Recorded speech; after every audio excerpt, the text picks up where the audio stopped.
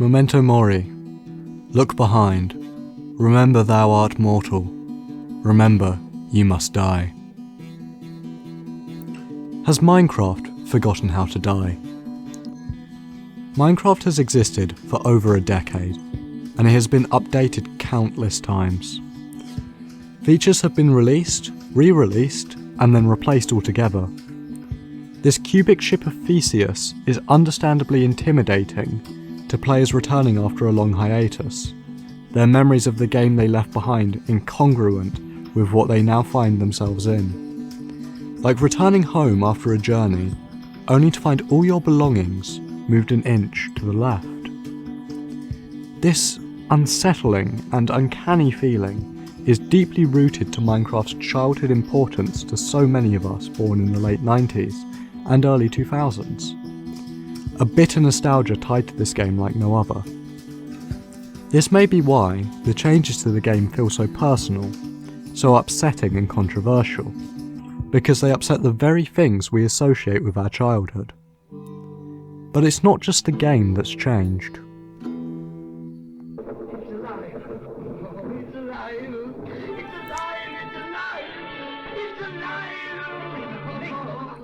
What does it mean to be alive?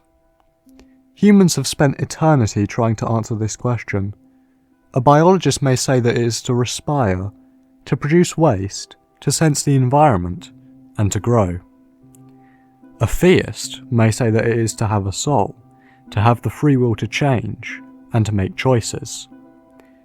And a poet may say it is to love, and to be loved. To be loved is to be changed, and Minecraft has been loved far more than any other game. What they have most in common is growth and change.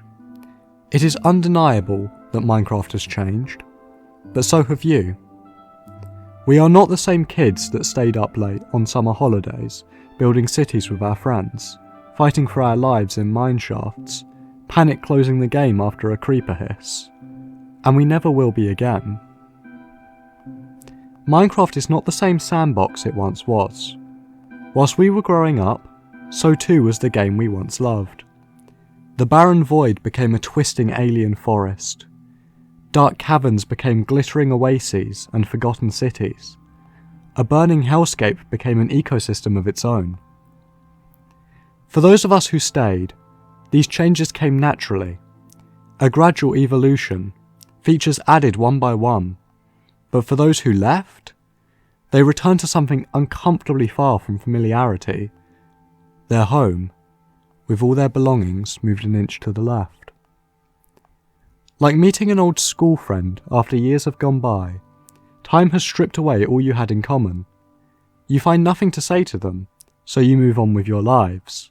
You put the game down, only to repeat the ritual on your next awkward meeting.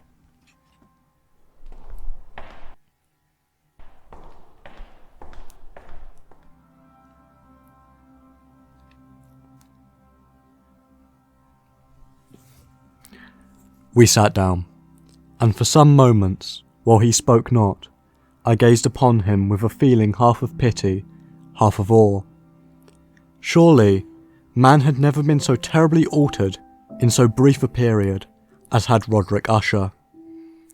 It was with difficulty that I could bring myself to admit the identity of the wan being before me with the companions of my early boyhood.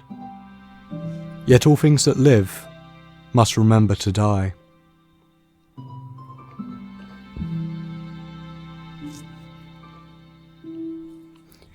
We may be alive, but what does it mean to live? The purpose of living is one not so easily found. Many turn to faith in higher powers, whilst others carve their own meaning from a cold, uncaring world. Yet Minecraft has the luxury of caring not for purpose, for we decide our own path within it. Such is a true sandbox. As a semi-professional builder, map designer, writer, and game developer, Minecraft has captivated me for over a decade. I found purpose in a game that inherently lacks one. I carved my own civilizations and stories from mountains, when my own life felt less than a hill. My purpose became creation. Minecraft was simply a canvas. Minecraft evolved, but so did its community. Mods, data packs, custom worlds, all came together to create something bigger than the sum of its parts. A community bigger than a single development studio, a hive mind of creation. Each player brings their own story, be it the dragon-slaying quest of a mortal stranger, starting their days hiding in a hole in the earth, or an immortal god erecting cities and empires in their image. Millions of lifetimes exist within these saves and servers, an infinite library stored across the globe. To wander these worlds would take eternity. Minecraft is beyond mortal comprehension. It is immortal in its own right. In this form it can never die in the way we do. Yet there is something more powerful still.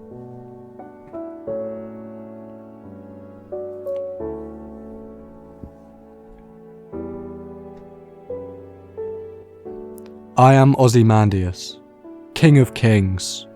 Look upon my works, ye mighty, and despair.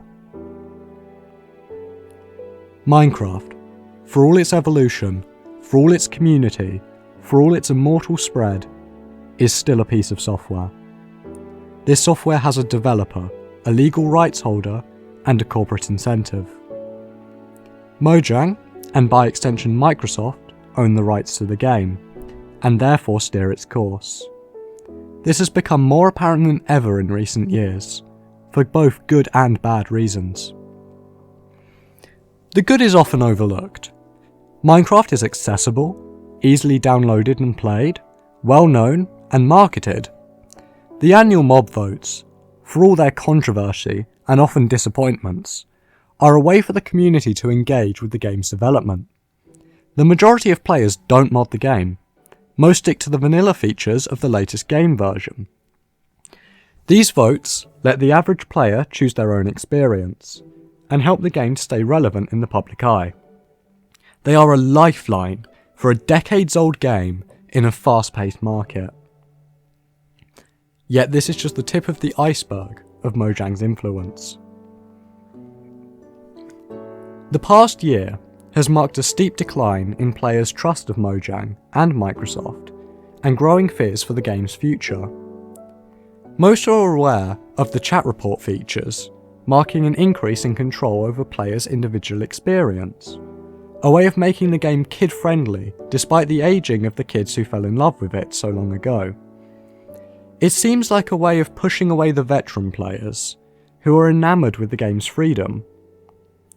However, changes such as these are not unprecedented, and serve a valid purpose of protecting our younger players, although I feel this overlooks the kind of media that children consume. I may be a semi-professional Minecraft builder, but I also have a full-time job. By day I am a teaching assistant in a secondary school.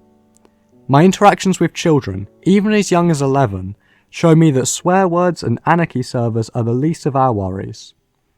As caregivers and adults in children's lives, we have a responsibility to protect and guide them, and it can be argued that this extends to companies like Mojang, who provide entertainment, but not a single disturbing, graphic, or worrisome thing that a child has told me has stemmed from an experience in Minecraft. In fact, very few of the troubled students I work with even play Minecraft at all. There are things in this world that are not fit for children, but they will seek them out regardless. Morbid curiosity cannot be stopped, and even if Minecraft becomes sterile and safe, they will still find something disturbing elsewhere. I appreciate Mojang's efforts to provide a safe place for our most vulnerable, but all they will succeed in doing is driving away their older players. I am, of course, talking about more than just chat reporting, as a strong case can be made for its usefulness. I myself have been in situations where I'd wished this was a feature, instead relying on screenshots to put together a police report in cases of extreme cyberbullying. But even that was futile. No, what scares me the most is Mojang's control over content made using Minecraft as a canvas. As previously said, I see myself as a creator, a writer, and a game developer, using Minecraft as my medium. As is my way, my writing touches on dark and realistic themes: war, religion, death, and corruption. Recently, Mojang has proposed changes to their acceptable use policy in regards to content made with the game. Mojang has stated, "All permissions and consent are given by us at our discretion and may be revoked at any time, if we don't like what you're doing." Which, as a creator, is a terrifying thing to hear. To know that everything you've created may be taken away, denied an audience, because a corporate executive at Microsoft feels that it would impact the game's child-friendly brand. So what things do they not like? Along with monetization of in-game events, and the structure of video titles, Mojang objects to adult themes, such as guns and gambling. This is concerningly vague, and has worrying implications. One can understand trying to remove example recreations of school shootings or 9/11, of which there are many, but what about fictional works that wish to tell engaging stories that touch on these themes for valid reasons? What if you wanted to tell the story of a revolution, using a gun mod pack in a fictional city to describe the overthrowing of a dystopian regime? What if you wanted to tell the story of a prince in a fantasy kingdom who falls to demonic temptations and slays his father to gain the crown? What if you wanted to create a sci-fi world controlled by AI, with your players rising up to fight for their freedom against swarms of gun-toting robots? All these ideas are not the same as perversions of the game to recreate harrowing real-world events, yet the new content guidelines may restrict them all at Mojang's discretion. In one of my free maps, King's Coast, there is a storyline of children being abducted from a medieval kingdom and taken to an underground laboratory by a nefarious organisation. This story is told through books and signs, but is it too adult even in this form? What if I were to add NPCs and voice acting to tell this tale? Would it be too far then? We won't know until it's too late.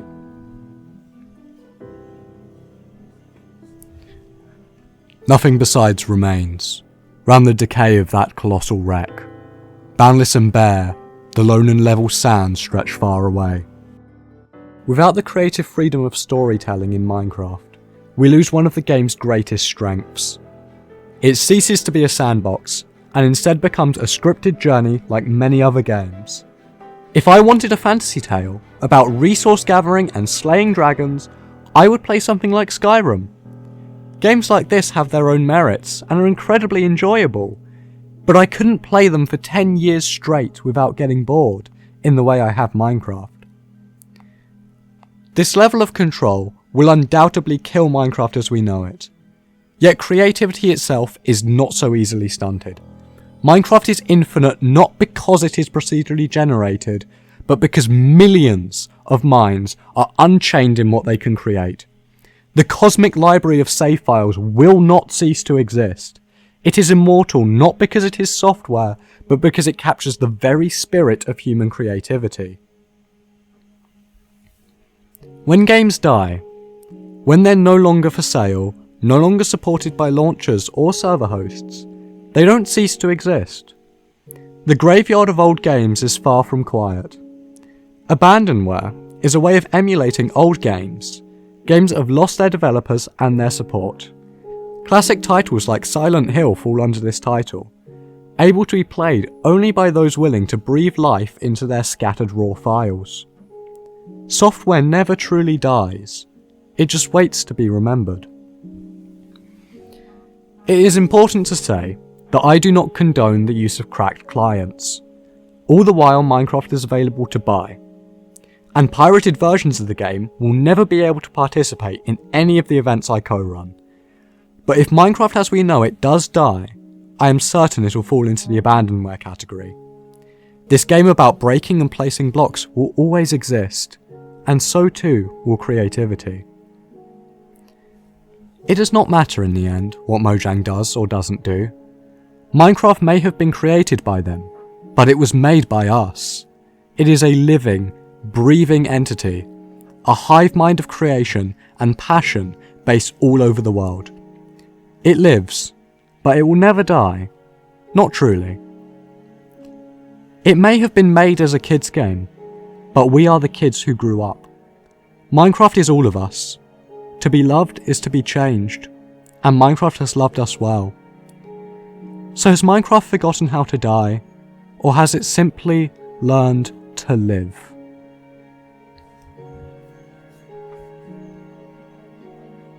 Thank you for watching this far. If you have any thoughts you'd like to share, feel free to use the comments below.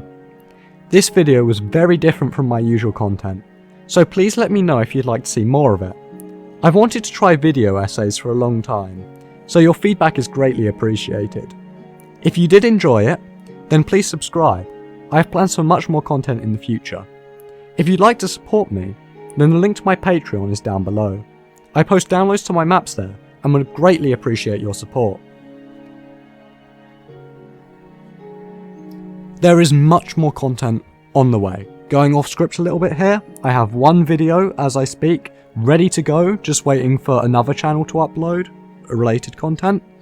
And I have another one in the works, just waiting for some voice clips and interviews from some of my other builders. So stay tuned, there's more regular content coming, but if you'd like to see more video essays, please let me know. I really enjoyed writing this.